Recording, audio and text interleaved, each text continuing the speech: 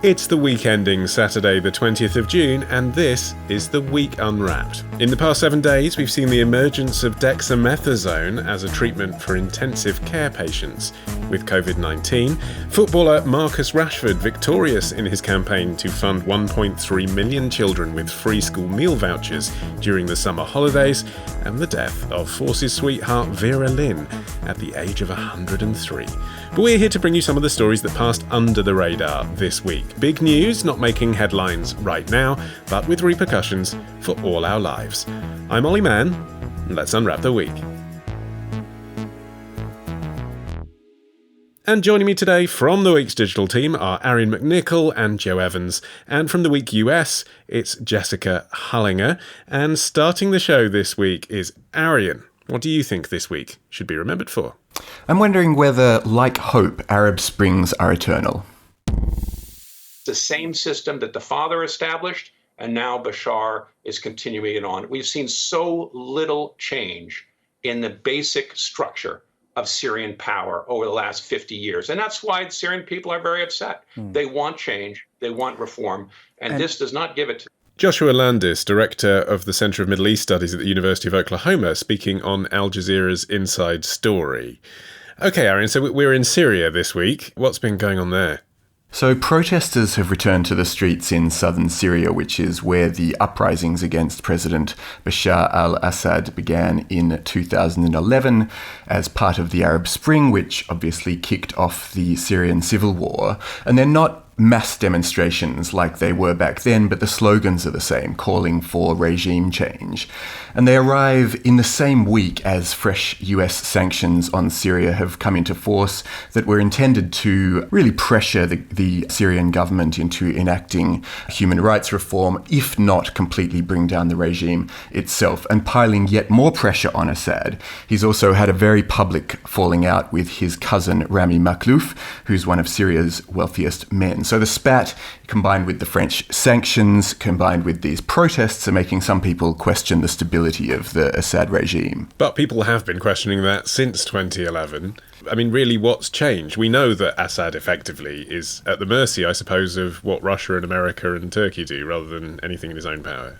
Yeah, I mean, one of the big changes this week is obviously this fresh round of sanctions. It's called the Caesar Act in the US, and it's named after the pseudonym that was used by a Syrian military officer who leaked more than 50,000 photos that were documenting torture in al-Assad's prisons. And they're really far-reaching. You know, sanctions, you're right, are also not something that's new on Syria, but the reach of these sanctions is going to be pretty intense, and it comes as Syria's economy is in a really dire state. You know, it's absolutely tanking in terms of the value of its currency. And I think these protests are a sign that things are not well, because they took part in a part of the country that's considered a total stronghold for Assad. I mean, from that point of view, Jess, it's extraordinary to imagine, I suppose, the courage of the people who are going out on the streets, on the same streets they went out on in 2011. There's been a war ever since, and chanting the same slogans.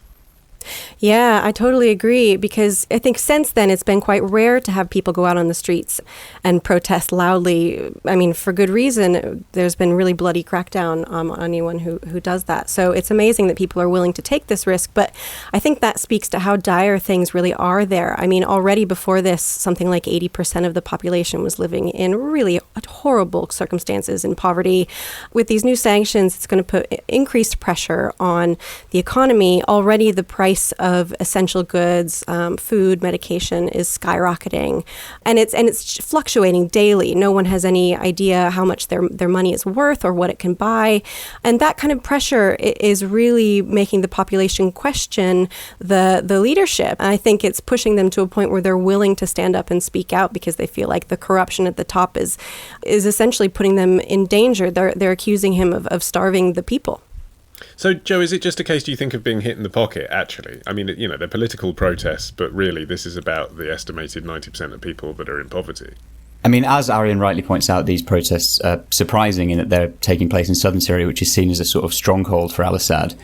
The economic situation in Syria has been triggered actually partly by a sort of collapse in the economy of one of its neighbours, Lebanon. Syria had traditionally used Lebanon as a sort of economic link to the outside world, but then in March this year, Lebanon defaulted on its debt for the first time ever. The Lebanese then had to impose very severe restrictions on its central bank, which has basically caused the Syrian currency to collapse.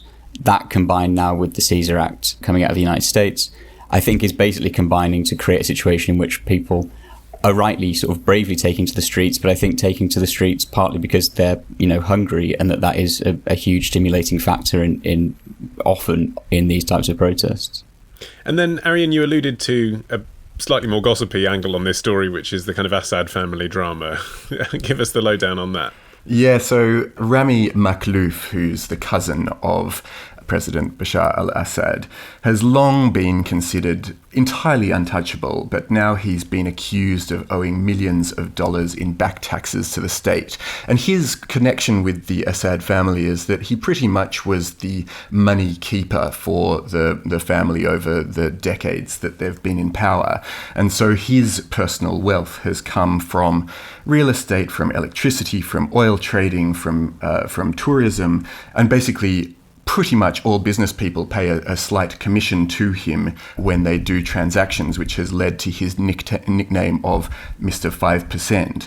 But now there is this public spat where Makhlouf posted his views on social media, and he was accusing public officials of trying to take over his telecommunications company and arresting his employees. And it's just a very unusual moment for the regime to see such a personal attack coming from within the Assad family, because usually that's kept very, very much under wraps. It's extraordinary if it is representative of a rift within the family, but I mean, I've seen theories, Joe, one of Assad's relatives that now lives in Spain, obviously ostracized from Syria, saying that actually no one in Syria would ever criticize Bashar al-Assad in the way that his cousin has, and therefore Bashar probably put him up to it. And there's a conspiracy that he'd be doing so effectively to get more support from the Russians. Yeah, so there is a suggestion that this is a sort of inside job. It's widely sort of acknowledged that the reason that Bashar al-Assad was able to sort of maintain control of Syria during the civil war was because he's a client of Moscow. And it has been suggested that Makhlouf, who obviously has assets that he would rather protect, has been sort of put up to suggest that Syria is a lot less stable than it is, in an effort to sort of prompt Russia into backing al-Assad, or Bashar al-Assad even more so. However, on the flip side of that, there is also suggestion that the sort of Makhlouf criticism and the sort of chasing him for back taxes is also linked to the economic collapse, and that the reason that the sort of Syrian state is now going after sort of big businessmen and asking them to pay sort of these millions and millions of dollars of back taxes is because if the economy is going to be sort of plunged into complete chaos by the economic sanctions and the coronavirus and the Lebanese banking collapse, that they're going to need these funds basically to keep the al-Assad regime going. Jess, how much do you think President Trump thinks about Syria? I'm not sure that President Trump thinks about Syria all that much. I know that Mike Pompeo is thinking about it quite a lot. I mean, he was the one that announced these sanctions.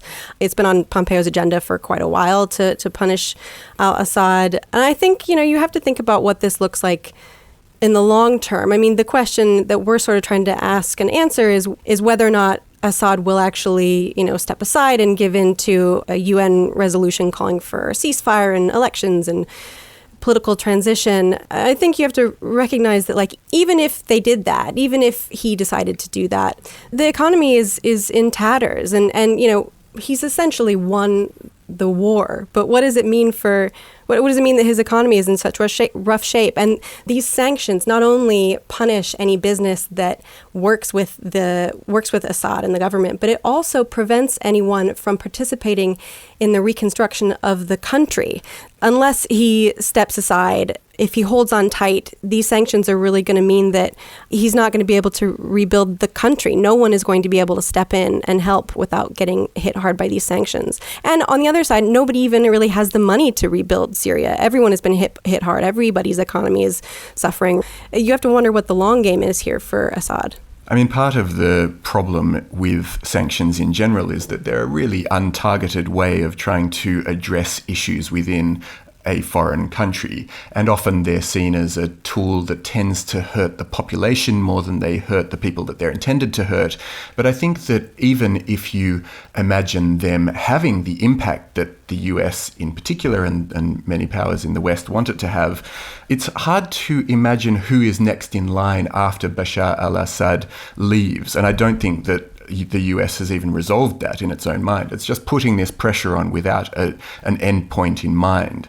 You know, they're $600 billion in the hole due to the massive destruction that the war has caused. And their supporters in the shape of, say, Iran and Russia really aren't in a position to be able to help them out financially. So it's very hard to see a way forward here. And I think that is also the kind of economic damage done to Syria is also, you know, it's vitally important in terms of understanding Bashar al-Assad's ability to maintain control of the country. His supporters have paid heavy prices for backing him. You know, his loyalists have paid in blood and lost thousands of men. And the reason they did this was because they were expecting to reap some material profit from Syria under al-Assad after the civil war. If the country is completely bankrupt, then their decision to back al-Assad is going to start to look like a less and less profitable investment and a less and less smart business choice. You can only imagine that this kind of instability will drive him further into the hands of Russia. And Arian, as this conflict gets into its second decade, it's harder to imagine the millions of people that have been displaced ever returning, which will make any kind of economic recovery that little bit harder. Yeah, I mean, you think about the sheer scale of the displacement. To give you a sense of scale of the impact of inflation on the country, your average Syrian who is lucky enough to have any kind of work earns about 50,000 Syrian pounds a month. That, at the beginning of last year, worked out to about £50 per month, and since the crash in the economy, it works out to about £12 now. So people are really on starvation rations, and I think that disinclines your average Syrian who is currently outside of the country to go back, and it also means that you're seeing the start of this protest movement. It's hard to see where it will go, but it does seem to indicate that the people who once supported Assad no longer do. And it's hard to see where that can go right for him from this point. Yeah, indeed. Okay, Jess, you're up next after this.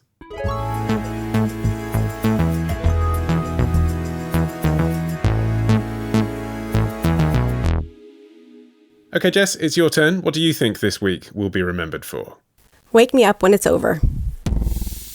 Will humans ever be able to hibernate?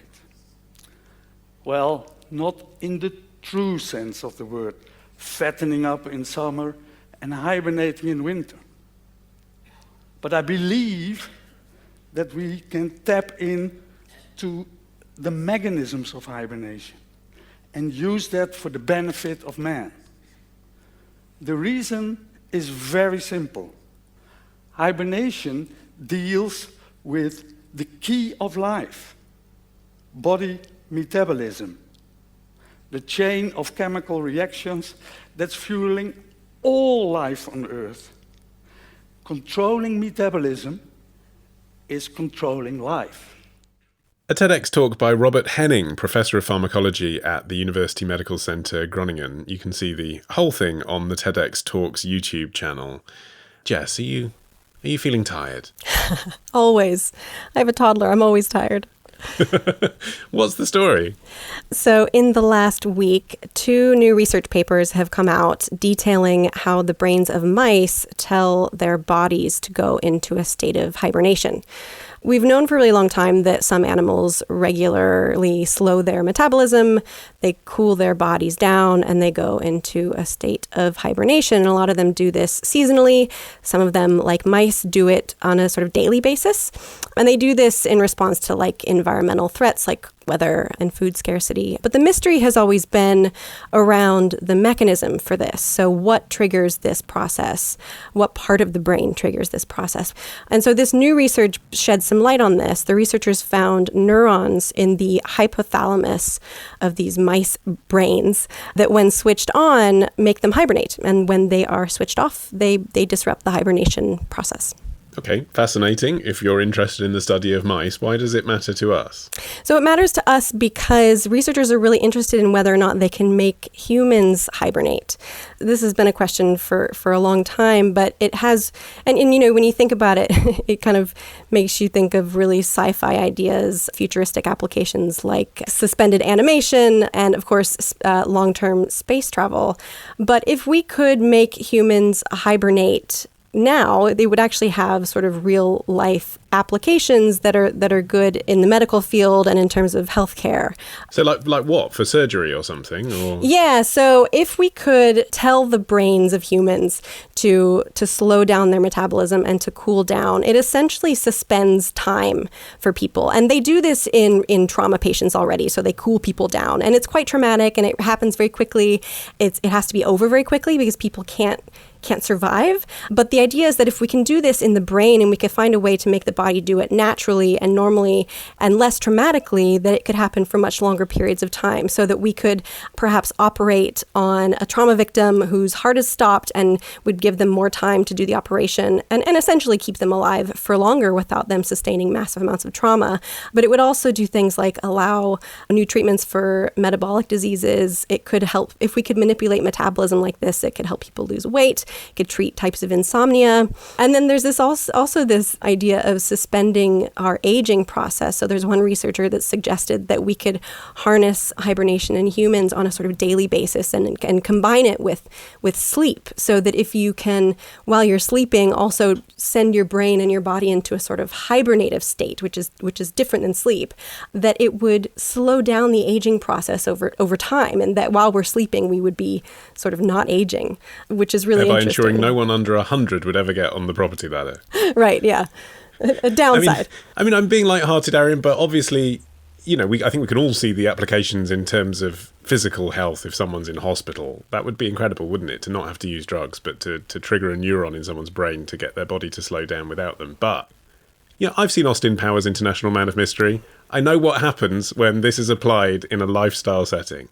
Yeah, I mean, the reality is that this is still sort of science fiction in the extrapolation of the studies that have been done on mice and how it could interrelate with human needs. But the things that are science fiction yesterday very quickly turn into real-world therapies today. And you think about something like cryotherapy, which for a long time was just the sort of vague idea that if you cool people down, it can help to heal injuries and so on. And now it is actually regularly used by professional athletes. You know, they have these cryo chambers that cool the body to like minus 160 degrees Celsius. And after they've done an intensive round of exercise, it is used to help them recover really quickly. And then you think about another still speculative area of inquiry, cryonics, also to do with the way that the body heats or cools itself. And the idea of cryonics is that you'd be able to freeze someone's body either just before or after they have died, and then revive them in years to come when the technology exists that is able to do that. And it sounds like Looney Tunes stuff, but actually serious scientists are currently looking into it. And you suspect that the kinds of hibernation treatments that are being investigated could have the same sort of rapid acceleration and become applied relatively swiftly as well. But, I mean, if the advantages of this were actually transmuted, Joe, into a commercial proposition, it would be the anti-aging thing, wouldn't it? It would be reducing your caloric needs. Those kinds of interests effectively kind of embellish ageism in society. They underline the fact that people want to be slimmer, which isn't necessarily something that's good for us. I mean, I think you're quite right that, you know, it probably would appeal to a sort of anti-aging market. I also think it would probably, you know, as with most technological advancements, there would be a sort of, you know, wealth divide element to this. One of the issues with putting a human into hibernation that you don't have when you put a mouse into hibernation is that sort of a mouse doesn't have to make an income to keep itself going. And if I were to be put in hibernation for 2 months, I would wake up and be in serious rent arrears because I'm, you know, 25 and live in central London. And I think that if you were to be able to sort of roll this out as a commercial prospect, it would probably appeal to sort of very, very wealthy heiresses that sort of want to suspend their aging process, as opposed to sort of being something that will be applicable to sort of humanity more generally. Which is why I think that actually, while there is a sort of obvious commercial application, it's more the sort of trauma usage and also the space travel usage that are sort of, while that sounds insane, the more sort of obvious applications for this type of technology. I mean, on space travel, a lot of the reports that I read were excited about these couple of studies because of that projection to their potential for being able to send us into deep space. But that is currently the more speculative end. There's so many problems that we'd have to overcome in going into deep space. And I mean, Jess, do you think there is a practical application that could come soon? Or is this just kind of arousing research? well, I think that it could come sooner than we think, but I think it's worth acknowledging a lot of the roadblocks that are going to have to be moved before we do that. So first of all, one of the problems with lowering humans' body temperature, because we don't hibernate and we are extremely sensitive to changes in temperature, if you tell the brain to slow down and lower the body temperature, we shiver. And it's not something that can be really overrided. The only way to override that physical response is to essentially sedate people. Yeah, our bodies are not made to hibernate, so we would need to sort of hack them to do so. You would also have to worry about things like organ failure, muscle atrophy. We also need to eat. You would have to, like, if you were sending people into deep space and putting them to sleep for a long time, you would have to, like, put a hole in their stomach and feed them through a tube. So those are all, like, physical problems, but they could definitely be overcome. It's not fun to think about, but you could imagine it like a robot essentially moving someone's legs and limbs to make sure that they stay fit and well, or monitoring their organs. And, we could find drugs and medical ways to make sure that we stay well while we're hibernating. There are lots of complications that need to be overcome before we actually see this in action, but I think it's really encouraging. And also, they've activated this in animals that do not hibernate. So they've done this in rats who, while they may seem very similar to mice, do not go into any sort of hibernative state. I mean, if this had been kind of tried and tested, Joe, you knew that by choosing to hibernate for a year or two, you weren't going to put your physical health at risk. Would you choose to hibernate sporadically? I think one of my biggest concerns, and perhaps this is a concern that is sort of exacerbated by the fact that we've all been on lockdown for so long and haven't been able to see our friends and family, is the sort of FOMO element to this. That I think if I was to be put in hibernation for a year, I'd be a little bit concerned that I'd have to sort of wake up and listen to 12 months worth of great stories about all the things that my sort of friends and family have been doing while I've been in hibernation. I suppose I wouldn't have a choice if I was shot, but I'd quite like it to be used in a sort of trauma-based situation if it was an option to keep me alive, I suppose. But I mean, I suppose, Arian, there is an appeal to people at the moment, isn't there? I think, this story has kind of sunk under the radar, but if it hadn't, if people knew this story was around, they'd be quite excited by the idea of, at this particular moment in time, thinking, you know what, I'm going to opt out for a couple of years. Absolutely. I've long been saying that we should just cancel 2020, take it from the top and start again. And if we could all just hibernate our way through the next 6 months, I think that most people wouldn't say no to to the prospect. Yeah, I mean, speaking personally, as a new parent, I could definitely go for a bit of hibernating. I'd probably settle for a single night's sleep or even a bit of mouse-like short-term torpor. I'd go for any of it. But I think that there could definitely be some appeal to hibernation in the age of COVID-19. One of the applications that Professor Henning, who was the guy in the YouTube clip we listened to, he suggested that this could be a potential application in times of severe climate change. Because if you think about why animals go into hibernation, it's in response to severe weather and food shortages. So he suggested this quite dire and depressing idea of putting half the world to sleep for 6 months of the year, and therefore decreasing humans' impact on the planet and our need for food and our need for power, and that could solve all of the world's climate change woes, which is quite dystopian and a bit bleak. But yeah, worth thinking about, I guess. Imagine the joy, though, of waking up after a year in hibernation to find 52 episodes of The Week Unwrapped to download. Joe, it's your turn after this.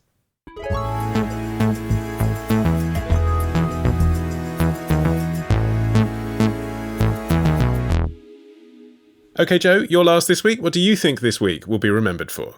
Are we discovering the dangers of digital personality politics? Is your video popular? Yes, 23 shares so far. That's all right. So it's getting decent attention. That's good. Who's sharing it? All kinds of people. The most surprising is probably that the left-wing party Die Linke in the town of Wolgast shared it. They have some reasonable local politicians.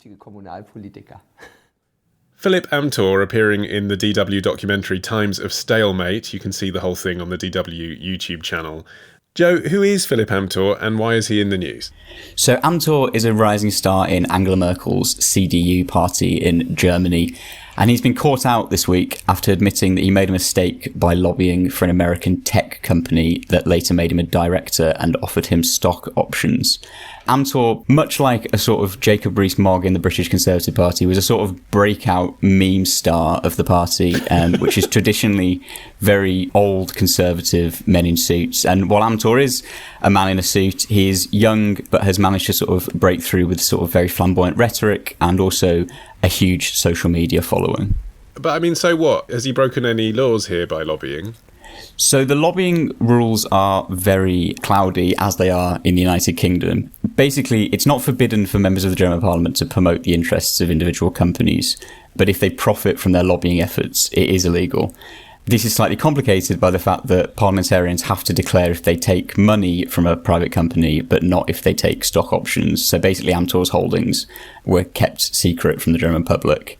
So whether his enthusiastic support for Augustus, this tech company, was illegal is quite difficult to say. But what we are discovering through this crisis of confidence in Amthor is that having cultivated such a sort of specific persona online, especially, that the reputational damage that he's suffering is sort of threatening to derail his very promising career. So was his social media profile quite polarising? You know, as many political figures are. I mean, you mentioned Jacob Rees-Mogg. Or was he someone that people on both sides of the political divide in Germany had time for because he understood how to use Twitter and Facebook and Instagram? So his social media following was, first of all, very large. He had 88,000 followers on Instagram, for example. So for context, you know, Priti Patel, a kind of very big name in British politics, has just 28,000. And he'd kind of managed to cultivate this sort of very man-of-the-people persona. He's from a very rural background in a northern state in Germany near the Baltic Sea. He would sort of say things like it's important to be close to the people so that you don't lose your way. So he was someone that could reach out over the political divide, especially through these social media videos, as we heard in that clip. Die Linke, which is the party that grew out of the old sort of East Germany rather, would share his videos on social media.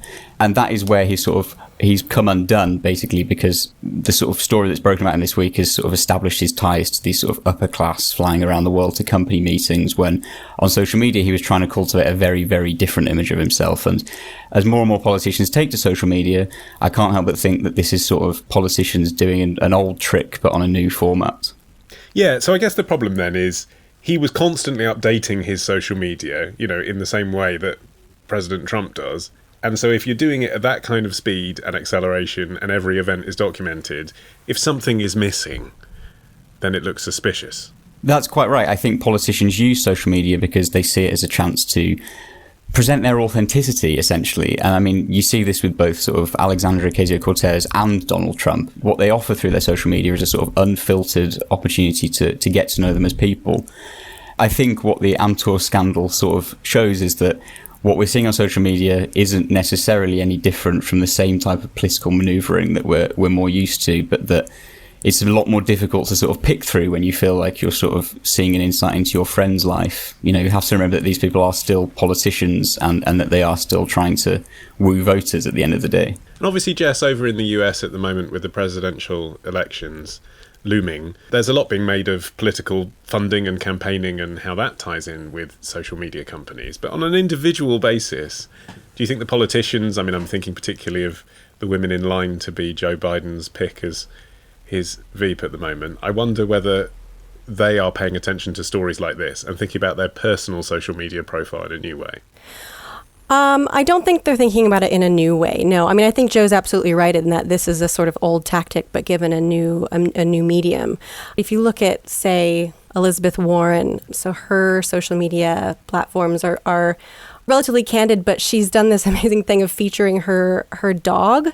Her golden retriever is her sort of like social media sidekick, and it makes her, more relatable and more personable. I think the scarier thing for me, it isn't necessarily that people can seem down to earth on social media. I think that constituents and voters, it has always been in their hands and their responsibility to look beyond the facade that politicians are selling them and actually find out, if they can, what's going on and do the research, what's going on behind the picture. But I think the thing that scares me a little bit is politicians now leveraging influencers, so people with a huge following on Instagram, on TikTok, and wherever else, and offering them money to talk about them. So you saw this in the Democratic primaries with Mike Bloomberg. There was this big story, and he seemed to do it completely shamelessly. He was messaging influencers and offering them not actually a whole lot of money, something like, I don't know, $150 to create memes for him and about him.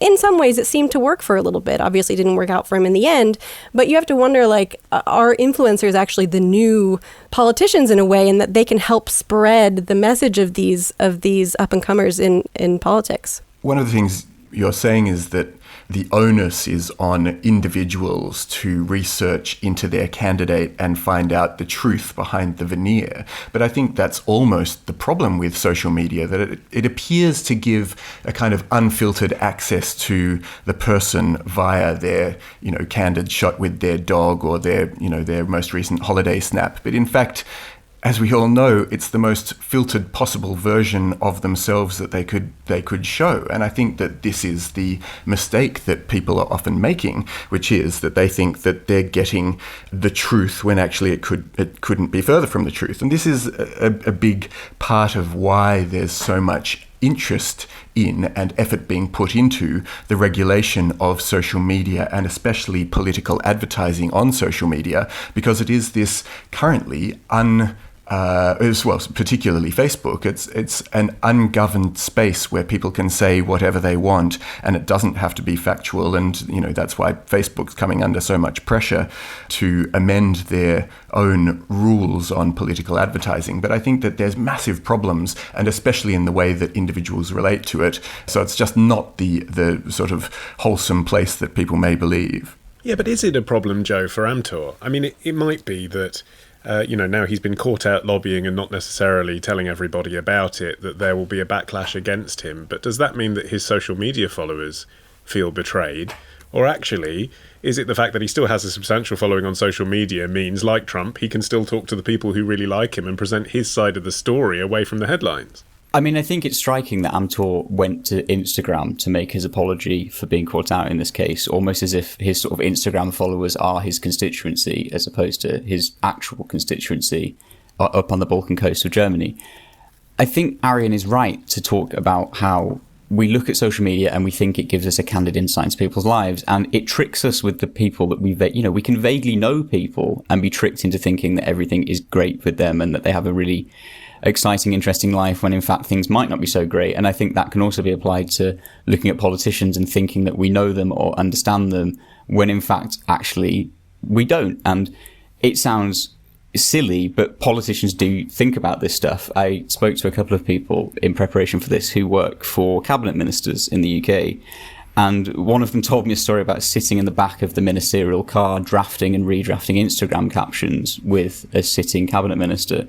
It's not crazy to say that it's just another sort of platform through which politicians attempt to manipulate voters. It's seen in the US, where the Democrats sort of drafted in AOC, Alexandria Ocasio-Cortez, that is, for a sort of social media training for other Democrats. And the sort of idea was that they're trying to sort of speak less like politicians and more like humans. This is a very real sort of new format for politicians to campaign on, and I think it's a format that lends itself to familiarity, and that voters should be aware of that and not get dragged into it. It's also interactive, isn't it, Arian? That's the other thing. Politicians in a democracy, you're able to either elect them or elect someone else at the ballot box. And in a way, having a social media profile where people can @reply you and direct message you, that's more accountable than putting a leaflet through somebody's door.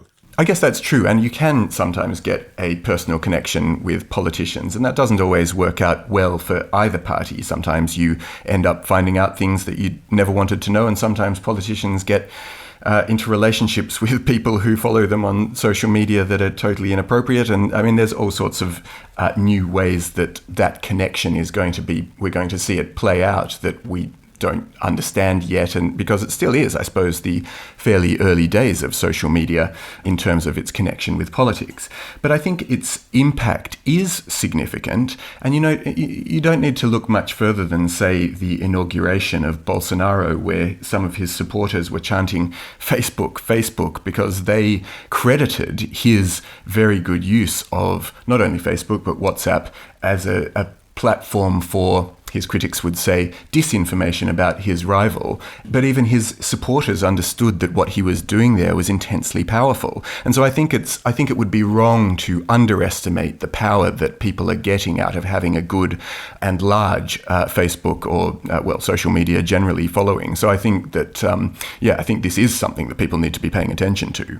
But there are still lessons to be learned, aren't there, Joe? And politicians are going to be thinking, right, let's look at how different politicians around the world are using or abusing social media.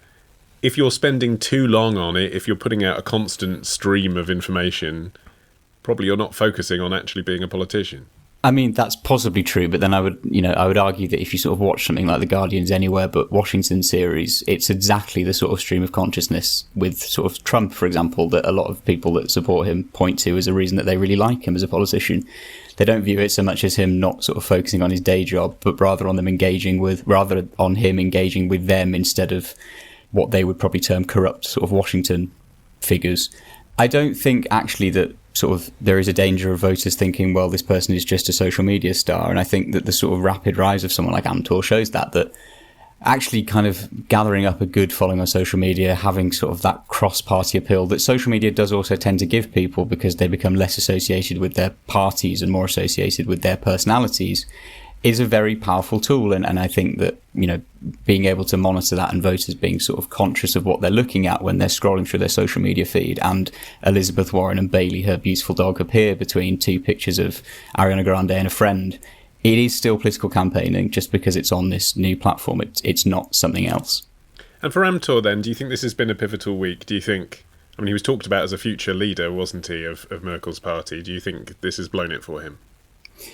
Well, Deutsche Welle have reported this week that it has rocked the German political establishment to its core. I think that might be more a reflection on how some would say boring, others would say stable German politics is, because this type of scandal in the UK probably would qualify you for a cabinet position. I'm not convinced that it's going to be the end of Amtor forever, but I think it has definitely sort of dented his clean-cut law and order, sharp back and sides conservative front. Well, if you have a view on what we've been discussing on this week's show, we're on Twitter too, @WeekUnwrapped. You cannot derail our career. We'll continue to come out week after week. My thanks to Aaron McNichol, Jessica Hullinger and Joe Evans. And if you want to catch up with all of the episodes that we've been putting out, then you can by searching for The Week Unwrapped on your podcast app of choice. Just hit subscribe to ensure you never miss an episode. I've been Ollie Mann. Our music is by Tom Morby, the producer Chica Ayres at Rethink Audio. Until we meet again to unwrap next week. Bye-bye.